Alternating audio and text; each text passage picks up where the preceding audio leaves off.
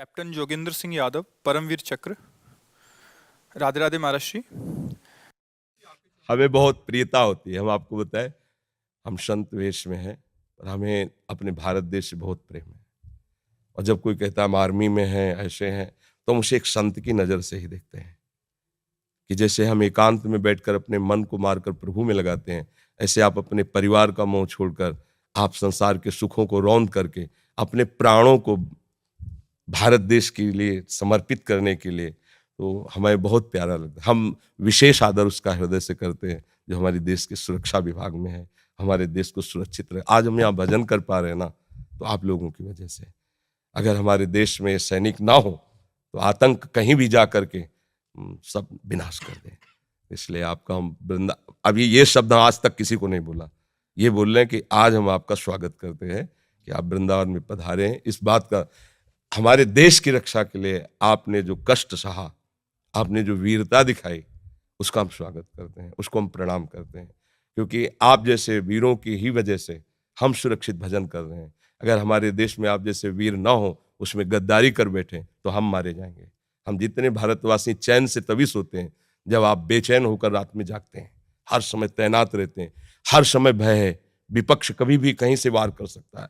आप अपने परिवार का मोह त्याग करके, आपको पता है कि 1 मिनट में शरीर जा सकता है, और आप वहां तैनात होकर के हर प्रयास, अभी इन्होंने आपको विषय में बताया कि आपने 12 गोलियां शरीर में खाई, फिर भी भारत के लिए हमारा हृदय भर आया आपके लिए कि हम स्वागत करते हैं हृदय से। ऐसा ही चाहिए, ऐसा ही शूरवीर योद्धा भगवान का रिझाने वाला भक्त बनता है।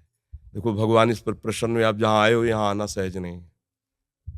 ये श्रीधाम वृंदावन है, और प्रियाजू की कृपा के बिना आप संभाषण भी हमसे नहीं कर सकते, क्योंकि हम कुछ नहीं हैं, पर हम उनके एक यंत्र हैं। बिना उनकी कृपा के, जैसे है ना, ये आपको कृपा किसी साधन से नहीं मिली, इसी देश की सुरक्षा से मिली है। आपको श्री जी की चुनरी और माला ला के पहनाए, हम विशेष स्वागत इनका करते हैं, क्योंकि हमारे देश के लिए प्राणों का बलिदान करना बहुत कठिन बात है, प्राणों का बलिदान करना। और ये स्पष्ट, एक गोली में तो धूल चाट लेता है, और आप उतने के बाद भी प्रयासरत रहे कि हमारे देश की सुरक्षा में कोई अंतर लाए। इसलिए ये हमारे ठाकुर जी श्री जी का माला है, और ये प्रसाद दिवस। महाराज जी, पिछले कुछ समय से आपको सुनना शुरू किया है, बहुत आनंद की अनुभूति होती है। महाराज जी, हम भी भजन मार्ग में आगे बढ़ना चाहते हैं, कृपया मार्गदर्शन करें। जो सेवा से आपको समय मिले, तो जो प्रभु का आपको नाम प्रिय हो, वो जपने की प्रयास करें, जपने का भाव करें।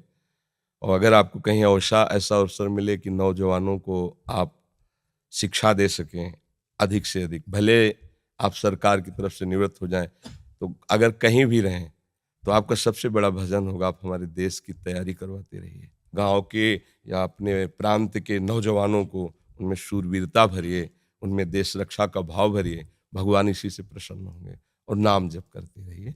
और सत्संग सुनने से है कि असत धारणाएं नष्ट हो जाती हैं, वास्तविक बात समझ में आती। एक दिन शरीर तो जाएगा ना, तो अब जहां जाना है उस ठिकाने, देखो कितनी कृपा आपके ऊपर है कि आपने वो प्राप्त किया है। देखो, बड़े बड़े पदों में बैठना भी पुण्य का काम है, लेकिन हम उसको उतना आदर नहीं देते, क्योंकि हम बैरागी हैं, भगवत मार्ग के पति। लेकिन एक शूरवीर योद्धा को जो देश के लिए प्राण अर्पित कर रहा है, हम उसको उतना ही आदर करते हैं जितना एक सन्यासी महात्मा का आदर करते हैं। हमारे हृदय में उसके प्रति उतनी श्रद्धा है। जैसे सन्यासी अपने जीवन को समर्पित करके हर कष्ट सहता है, दूसरा नहीं जानता कि वो कितना अंदर से, बाहर की केवल बात आप जान रहे हो। जिन भोगों में आप जल करके गिरते हो, उन भोगों में जल कर वो चुपचाप सह रहा, जो वास्तविक मार्ग का प्रतीक है। ऐसे ही वो अपने देश के लिए हर मोह ममता का बलिदान करके लगा हुआ। और कितने ऐसे वीर हैं जिन्होंने प्राण त्याग दिए देश के लिए, हम उनको प्रणाम करते हैं। हाँ, अंदर से भावना से प्रणाम करते हैं।